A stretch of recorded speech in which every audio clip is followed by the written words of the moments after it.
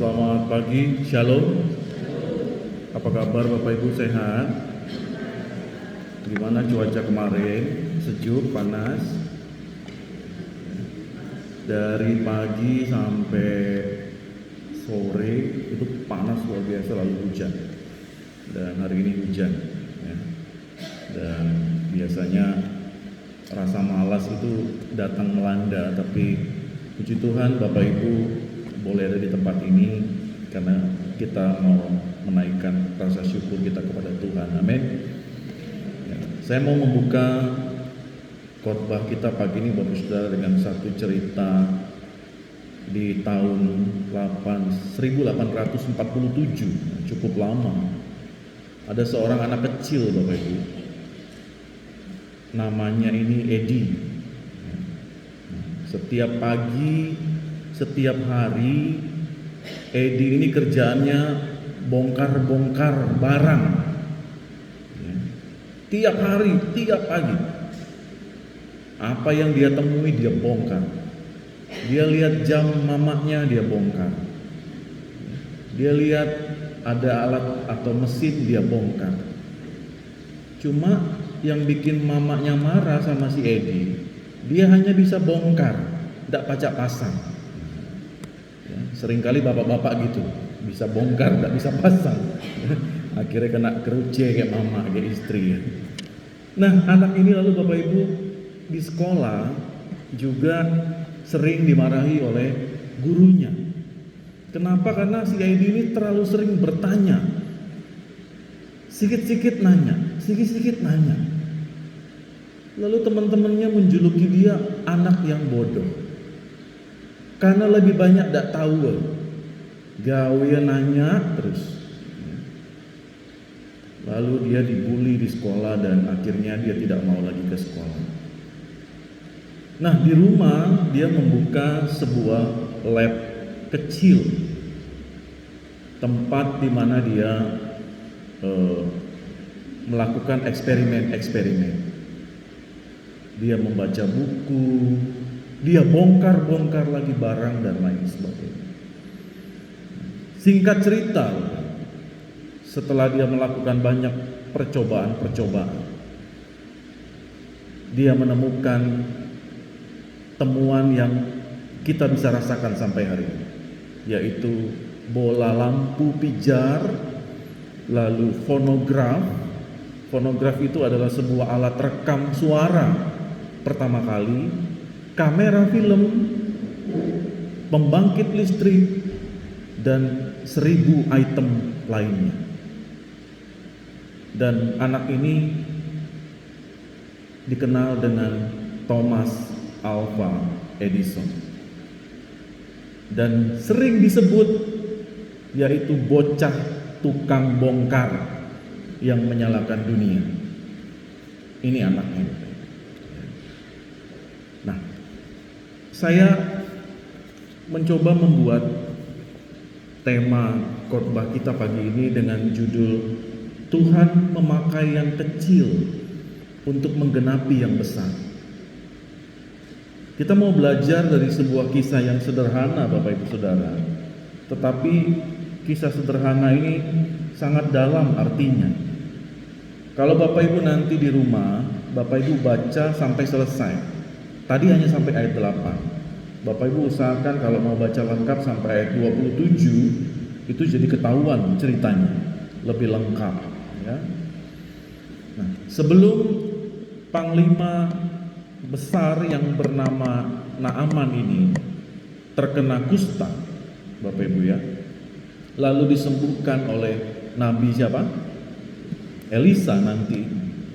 Ada sebuah peristiwa yaitu seorang anak perempuan, anak gadis, dan inilah yang menjadi bagian penting dari serangkaian peristiwa penyembuhan panglima bernama Naaman. Nama anak ini tidak tahu siapa Bapak. Karena memang penulisan Alkitab untuk anak kecil, wanita, itu tidak terlalu menempatkan bagian-bagian yang penting. Sehingga nama seorang gadis ini walaupun ini menjadi sesuatu yang penting, tapi namanya nggak ada, ya. Dan dia adalah seorang tawanan perang. Tetapi kita bisa lihat dan memaknai renungan ini bahwa dipakai Tuhan loh Bapak Ibu, untuk menjadi dan jalan awal dari mujizat besar yang akan dialami seorang panglima tinggi yang bernama Naaman. Anak ini bukan siapa-siapa. Dia anak Israel, masih kecil, tawanan perang, dijadikan budak. Tapi kok bisa merubah hidup seseorang? Nah, kisah ini mau menunjukkan kepada kita bahwa Tuhan bisa pakai siapa saja. Bahkan yang kecil, bahkan yang tidak dianggap, bahkan hal-hal yang remeh-temeh, itu bisa dipakai Tuhan untuk melakukan hal-hal yang besar. Nah, di dalam hidup kita, Bapak Ibu Saudara, sampai hari ini kalau Bapak Ibu ingat-ingat ya, ada banyak peristiwa-peristiwa yang sepertinya acak, Bapak Ibu, random yang kita alami, tetapi setelah kita renungkan, pelan-pelan kita ingat, pelan-pelan kita renungkan, oh ternyata itu semua tidak kebetulan.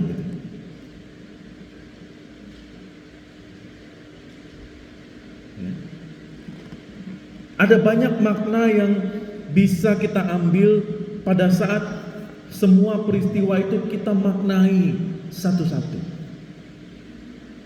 Dan saya yakin Bapak Ibu Saudara pernah melakukan itu.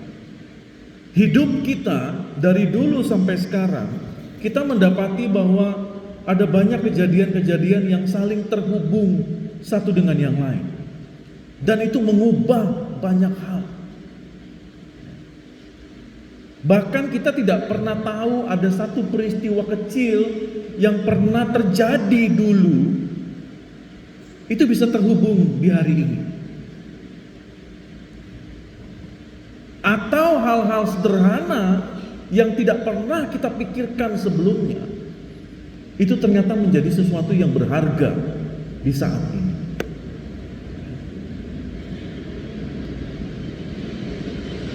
Bapak Saudara, sebagai anak-anak Tuhan, ada sebuah transformasi, ada sebuah perubahan di dalam kehidupan kita. Sesungguhnya itu adalah rangkaian yang tidak bisa lepas dari peristiwa-peristiwa karya Allah yang ada di dalam hidup Bapak Saudara dan saya. Itu yang harus kita miliki dulu Bapak Ibu, bahwa kita harus sadari kita hidup sampai hari ini dan kita bisa melakukan segala hal yang Tuhan kehendaki, itu karena ada kuasa Allah yang ada di dalam kehidupan kita, bekerja di dalam kita, memampukan kita. Bapak Ibu harus sepakat itu dulu, sehingga kita bisa bertahan sampai hari ini. Sekali lagi, itu hanya karena Tuhan yang memampukan kita. Amin. Tidak ada lagi rumus yang lain yang bisa memampukan kita sampai hari ini, ya, yang menguatkan kita, memampukan kita. Itu karena Tuhan. Sehingga yang namanya keterpusatan hidup di dalam Tuhan, itulah hal yang paling mendasar yang Bapak Ibu Saudara dan saya harus pegang betul, bahwa semua itu kita lakukan hanya karena Tuhan. Bapak Ibu masih ingat nggak? Saya ketika khotbah di tempat ini, Bapak Ibu, saya jadi ingat kita ibadah di pos yang lama. Apa yang namanya? Yang Manunggal yang lama itu? Pokoknya yang lama, gedung yang lama. Hah? Ya, di sana. Bapak Ibu masih ingat gak bentuknya kayak apa? Oh, kayak tempat apa ya, pemeriksaan kesehatan gitu ya. Nggak di jendela, terbuka Bapak Ibu. Tiba-tiba kita di tempat ini. Saya mencoba mengingat waktu kita di sana. Pesawat lewat, begeter semua itu. Karena di atasnya kan seng. Ya. Lalu kalau hujan, tampias. Belum banyak nyamuk. Bergaruk-garuk pokoknya. Lalu halaman depan itu rumput kan. Kadang-kadang keinjek lah, asu, ayam. Pokoknya banyak cerita lah kita di sana. Nah, tiba-tiba kita ada di sini, Bapak Ibu. Ada banyak hal yang tanpa kita sadari, waktu kita mau bangun ini, itu tidak bisa lepas dari peristiwa yang lama. Tidak pernah terbersit sedikit pun bisa berdiri gereja megah itu di sini. Dengan bisa menghabiskan hampir 2M lebih. Mungkin kalau nanti pasang AC segala macam bisa 2M lebih gereja ini. Tidak pernah terpikirkan. Jadi kalau kita mau mengingat-ingat Bapak Ibu, kalau misalkan tempat itu tidak dipakai oleh keluarga besar di sana, mungkin kita masih di situ, ya. Tapi tiba-tiba kami mau pakai, langsung kita mikir, kita harus pindah. Akhirnya apa? Kita pindah ke rumah Om Frans ibadah. Lalu kita mulai mengumpulkan sedikit demi sedikit persembahan kecil berapa tahun tuh? Lebih dari setahun. Tuhan pakai banyak orang yang terpanggil untuk membangun ini. Nah, makanya tadi kemarin saya mikir-mikir waktu saya siapkan khotbah ini, bisa nggak presbiter siapkan di konsistori itu kayak foto-foto kita ibadah di sana di rumah Om Frans, supaya setiap orang tahu perjalanan dibangunnya gereja ini. Karena kalau kita hanya mengingat, yang inget tuh hanya saya, Pak Simon, Tante. Begitu pergantian generasi, orang nggak tahu lagi cerita tentang gereja ini. Saya lagi cari-cari foto-foto yang lama saya sama Bapak almarhum, Mama almarhum, karena kami sering ibadah ke sana, sering foto-foto. Nanti saya taruh lagi foto-fotonya di sana. Mungkin Bapak Ibu kalau punya fotonya kasih ke saya, nanti saya buatkan frame-frame-nya. Bahwa ini loh ibadah Pospelkes GPIB gereja ini di sana beberapa tahun yang lalu. Sehingga mengena dengan khotbah kita bahwa ada banyak peristiwa-peristiwa random di luar sana yang memampukan kita bisa sampai hari ini. Nah, kalau saya mau tarik ceritanya ke cerita Bapak Ibu, rasa sakit pada saat pertengkaran dengan pasangan kita, bertengkar dengan anak, bertengkar dengan orang tua, rasa sakit kita dalam penyakit kita, lalu beban kita pada saat ekonomi sedang tidak baik-baik saja. Cerita-cerita itu Bapak Ibu seperti puzzle yang disusun, ternyata itu membentuk sebuah cerita tentang perjalanan hidup seseorang. Kita anak-anak Tuhan itu juga dibentuk pada saat kita melewati satu pergumulan, satu persoalan, lalu kita coba susun semuanya. Oh, ternyata ini menjadi sebuah kisah perjalanan iman seseorang. Sama seperti Naaman. Naaman itu seorang panglima besar. Tiba-tiba kena kusta. Ya. Semua musuh bisa dikalahkan dia. Tapi kusta yang dia alami gak bisa dia sembuhkan. Uangnya banyak, hartanya banyak. Tapi siapa yang bisa menyembuhkannya? Sehingga dia harus pergi ke Raja Israel. Lalu Raja Israel juga mengoyak-ngoyakkan pakaiannya karena dia gak bisa bikin apa-apa. Hanya karena omongan satu anak kecil, Naaman bisa sembuh. Pergilah temui orang Nabi Israel di sana. Bapak Ibu kalau baca, enggak dikasih obat loh sama Nabi Elisa. Enggak, disuruh mandi.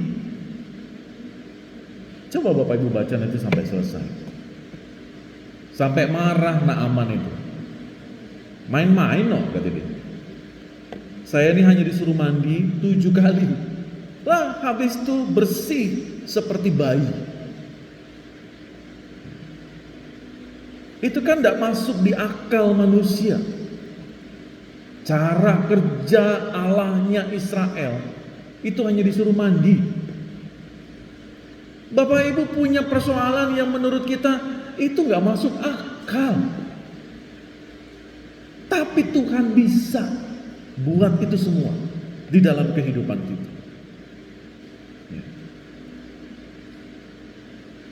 Kita merasa bahwa di hadapan saya ada satu persoalan yang besar. Saya tidak tahu lagi solusinya. Bapak Ibu masih ingat cerita tentang semut dan burung Raja Wali? Semut ketemu satu batu di depan dia.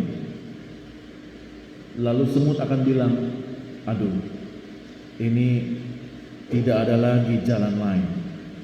Semut nih, saking besarnya batu itu di depan dia, tidak ada lagi solusi lain.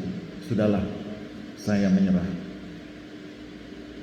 Raja Wali melihat dengan cara yang berbeda. Raja Wali terbang tinggi ke atas, set. Dia melihat dengan cara pandang yang luas. Ternyata di samping kiri dan samping kanannya batu ini bisa kok dilewatin semut. Tuh. Cara pandang manusia seringkali melihat segala sesuatunya seperti cara pandangnya semut. Dia nggak bisa lihat dengan cara yang lebih luas. Cara kerja Allah tidak bisa kita batasi seperti ini aja ya. Oh enggak, ternyata Tuhan punya cara kerja yang unlimited, besar sekali.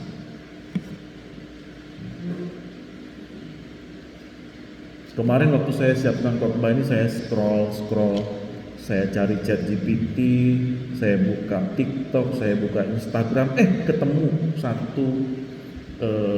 satu cerita bagaimana seseorang manusia betul-betul mengandalkan Tuhan tapi pakai cara pandang manusia. Begini ceritanya.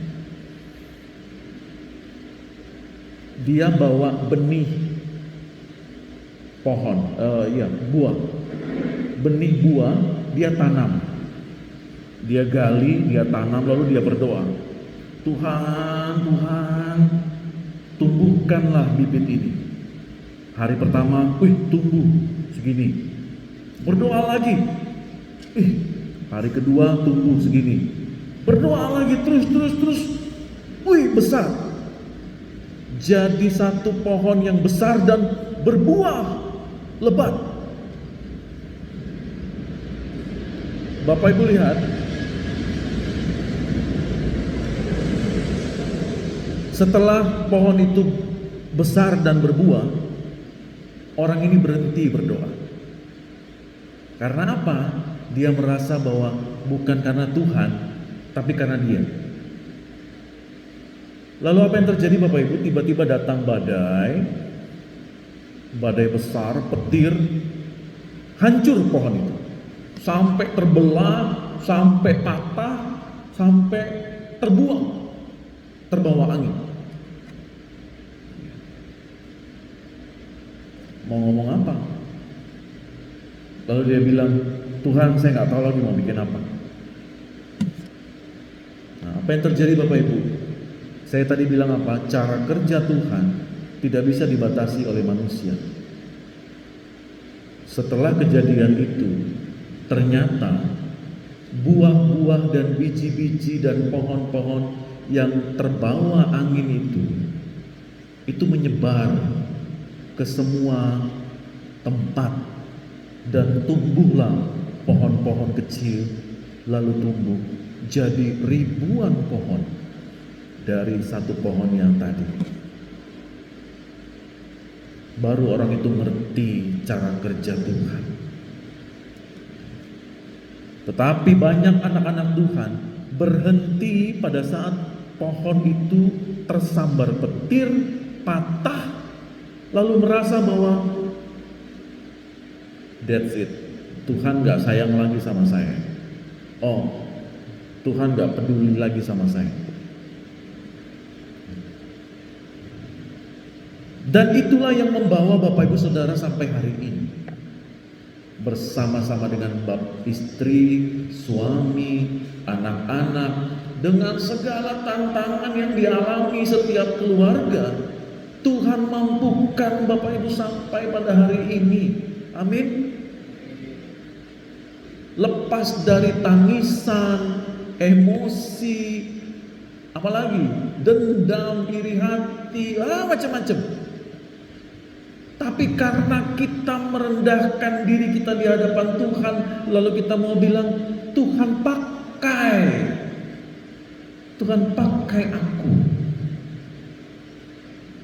untuk melayanimu dengan segala keterbatasanku. Jangan salah, seringkali anak-anak Tuhan berdoa, Tuhan pakai aku dengan segala kelebihanku. Sombong tuh namanya.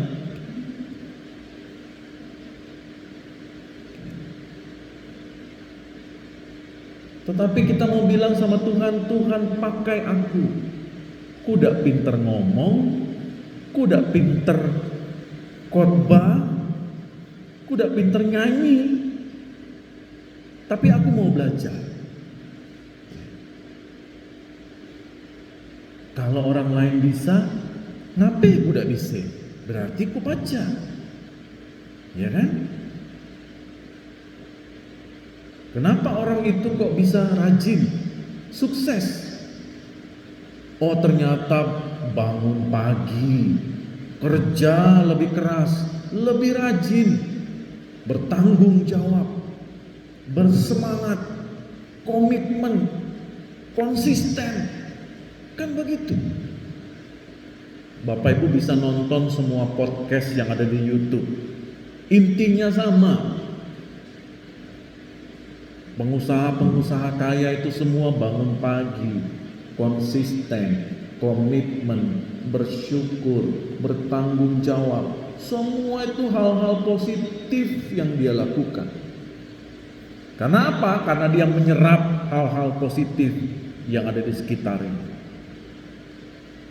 Jadi stop Bapak Ibu, kalau Bapak Ibu scroll TikTok dan lain sebagainya, skip yang negatif-negatif. Cari yang membuat Bapak Ibu tuh self improvementnya itu, skillnya tuh bertambah. Contoh, Kuni sebenarnya pacak masak Pak Pendeta. Ya udah, scroll TikTok bagaimana memasak untuk suami yang lebih enak. Nah, cara masak babi hong yang lebih enak. Kuni hanya pacak masak nasi Pak Pendeta. Nah, coba besok masak nasi Hainam. Nah, kan? Lah berubah kan? Jangan nasi putih terus. Kuahnya masak air. Waduh, masak air. Nah, tambah Indomie gitu supaya lebih bervariasi gitu ya. Badanku udah seger-seger terus Pak Pendeta. Nah, cari bagaimana olahraga yang sederhana di rumah misalkan. Jadi badan tuh udah sakit-sakit lagi, lah mager terus dari pagi siang sore, mager baik, malas gerak. Pokoknya malah pagi langsung di meja tuh ngambil handphone. Padahal tuh kamarnya gelap Bapak Ibu, tapi tangan tuh langsung tahu ya, dapat handphone tuh langsung. Bapak Ibu kalau nonton di podcast, salah satu kesalahan terbesar manusia saat ini adalah bangun pagi ambil handphone. Betul. Begitu Bapak Ibu buka mata, lalu masuk cahaya handphone itu, udah dia seperti menyihir otak kita untuk afirmasinya itu pakai saya satu hari ini. Jadi Bapak Ibu akan tersihir untuk terus pakai handphone itu minimal 12 jam sehari. Padahal menurut para ahli 3 jam menggunakan HP untuk scroll TikTok dan lain sebagainya itu sudah lebih daripada cukup. 3 jam. Kita rata-rata berapa Bapak Ibu? 6 jam lebih berjam-jam. Apalagi kalau tanggal 5/5/2025, tanggal 6 bulan 6, disitulah pay letter itu banyak terbit karena banyak barang-barang yang diskon. Semua kembali ke Bapak Ibu. Cerita-cerita yang Bapak Ibu punya, sekali lagi itu akan membentuk Bapak Ibu menjadi siapa dan seperti apa. Tapi anak-anak Tuhan diajak untuk tidak perlu merasa kecil karena hidup kita tampaknya biasa-biasa saja. No. Kalau kita sudah menjadi anak-anak Tuhan, hidup kita itu tidak biasa-biasa saja. Hidup kita luar biasa. Tuhan sudah mati kok buat kita. Masa kita bilang hidup kita biasa-biasa saja? Enggak. Saya mau bersyukur kepada Tuhan pada setiap pagi saya bangun. Bukan handphone yang saya ambil, tapi saya mau duduk diam dan saya mau bersyukur kepada Tuhan di dalam doa pagi saya. Terima kasih Tuhan Yesus. Pagi ini saya masih bisa bekerja, karena di luar sana PHK itu semakin banyak. Saya mau bersyukur Tuhan, karena saya punya suami dan saya punya istri yang sehat mendampingi saya. Karena di luar sana ada banyak janda, banyak duda yang berdoa karena tidak punya pasangan. Saya bersyukur Tuhan, saya masih punya kendaraan bermotor. Karena di luar sana ada banyak orang hanya naik turun angkot dan keluarkan uang untuk Grab yang semakin mahal, tidak punya motor.